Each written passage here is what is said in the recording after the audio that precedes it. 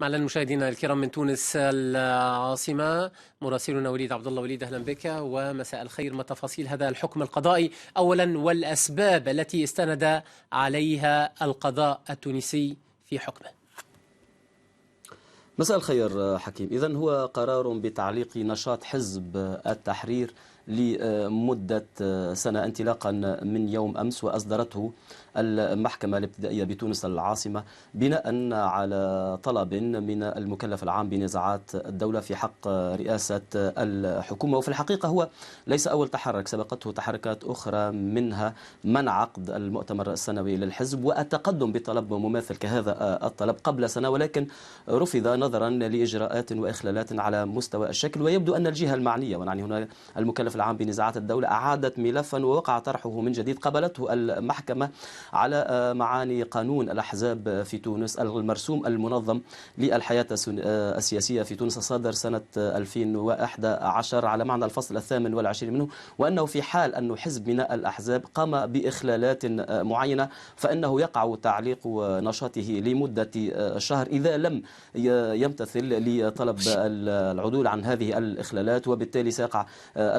تنفيذ هذا القرار بناء على هذا الفصل 28. ويعتبر عدد من المراقبين أن هذه الخطوة هي مجرد خطوة سابقة لخطوة لاحقة قد تتمثل في القيام برفع قضية أصلية في حل الحزب نهائيا. حكيم، نعم. في هذه الأثناء وليد، حزب التحرير يرفض الامتثال لقرار المحكمة، ما السبب؟ حزب التحرير هو رفض أصلا اليوم عقده لندوته الصحفية، يعتبر رفضا وتحديا لقرار السلطات التونسية وأيضا لقرار القضاء التونسي. عقد هذه الندوة الصحفية في حد ذاته يعتبر رفضا، كما أنه يستند في رفضه هذا إلى عدد من الإجراءات والقوانين على معاني الفصول من 201 إلى 214 من مجلة المرافعات المدنية والتجارية، ويعتبر أن هذا القرار لا يخضع في دائرة القضاء المستعجل، وبالتالي لم يتم إعلام الحزب بهذا القرار، وأن فيه أيضا إخلالا إجرائيا وقانونيا على معنى جمع الخصوم أمام المحكمة، وبالتالي فإنه بعد ذلك يتم الإعلان عن القرار القضائي النهائي، ولكن لا يتم بما وصفه حزب التحرير عن لسان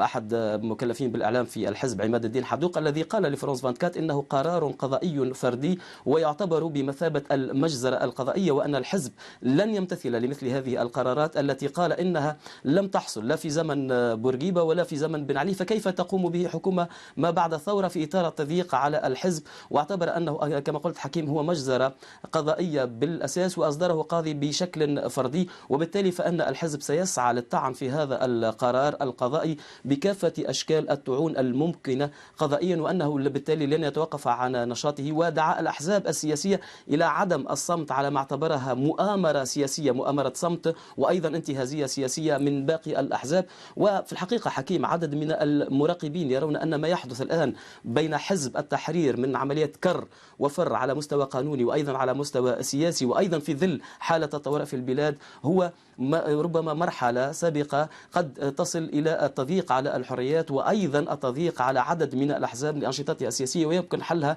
بقرارات أحادية من المحاكم التونسية، في حين يرى الشق الثاني أن مثل هذه القرارات تعتبر صائبة، خاصة وأن حزب التحرير لا يحترم مبادئ القانون والدستور التونسي، والذي يدعو في الأساس إلى إقامة الخلافة وتطبيق مبادئ الشريعة الإسلامية، والذي يرى فيه مراقبون أنه دعوة للفصل والتمييز على أساس العنصر والدين. الاعتقاد السائد هو أن التوجه هو نحو حل هذا الحزب. وليد،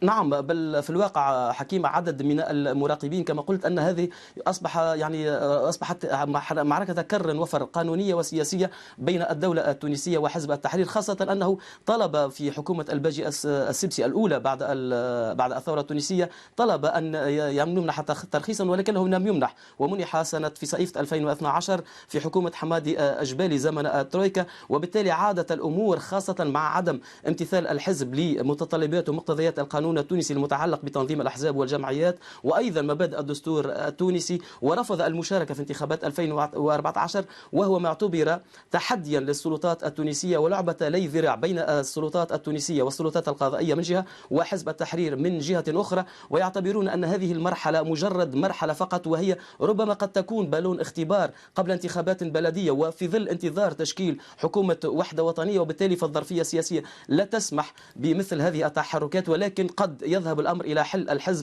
الحزب نهائيا عبر استصدار قضاء أو قضية أصلية في حله نهائيا ومنع نشاطه في تونس، باعتبار أنه يمثل الحزب الأم، خاصة وأنه يعتبر تونس مجرد ولاية من ولايات الخلافة الإسلامية. حكيم،